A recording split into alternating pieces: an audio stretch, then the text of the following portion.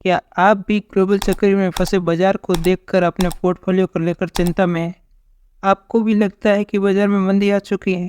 तमाम सवाल जो आपके ज़हन में उठ रहे हैं, उन सभी का निवारण है इस वीडियो में, तो वीडियो के अंत तक बने रहिए। एक बार फिर से स्वागत करते हैं हमारे चैनल ईगल ट्रेड में। यूएस डेटा और जापान के रेट हाई को लेकर शुक्रवार को भारतीय बाजारों ने ज़्यादा रिएक्ट नहीं किया, लेकिन सोमवार को बाजार खुलते ही लोगों के पोर्टफोलियो लाल हो गए, जिससे तमाम निवेशकों को समझ में नहीं आ रहा कि वो बाजार को लेकर रिएक्ट कैसे करें। उन सभी को एक ही सलाह है कि वो घबराए नहीं, 2008 वाली मंदी नहीं आएगी, क्योंकि भारतीय बाजार आत्मनिर्भर है। अब एफआईआई के डेटा इतना इम्पैक्ट नहीं डालता है, क्योंकि एफआईआई पिछले एक महीने से बेच रहे हैं, लेकिन बाजार तो तेजी है। अब बाजार में वही होता है जो रिटेल इन्वेस्टर और हेज फंड करते हैं।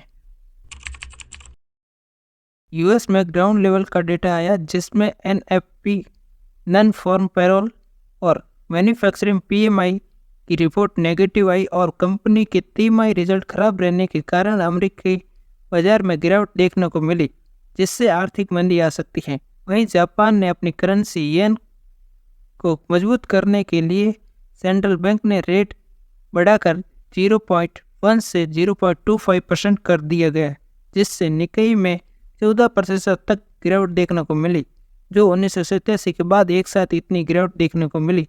और वहीं तीसरा कारण है जियोपॉलिटिकल। इजराइल और हमास के युद्ध में इराक ने भी एंट्री कर दी। इसी कारण से भारतीय बाजारों में भी गिरावट देखने को मिली। सोमवार को मार्केट के प्रमुख इंडेक्स निफ्टी में करीब 750 पॉइंट, बैंक निफ्टी में 1450 पॉइंट और सेंसेक्स में 2700 पॉइंट की गिरावट देखने को मिली। अब आपको ये एनालिसिस करनी है कि आपके पोर्टफोलियो में जो स्टॉक्स हैं, क्या उन पर जापान की कैरी ट्रेड का इम्पैक्ट आएगा, क्या उन पर इजराइल के वॉर का इम्पैक्ट आएगा, क्या उन पर यूएस रिसेशन का इम्पैक्ट आएगा। अगर आपका जवाब है ना, तो आपको अपने पोर्टफोलियो के स्टॉक्स को पैनिक में आकर नहीं बेचना है।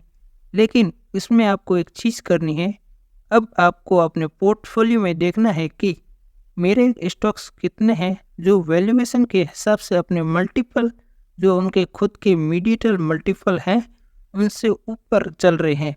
उन सभी स्टॉक्स को सेल करना है। अब आपको उन स्टॉक्स की लिस्ट बनानी है जिन पर इन तीनों का इम्पैक्ट नहीं है और आप हाई प्राइस के कारण खरीद नहीं पा रहे थे।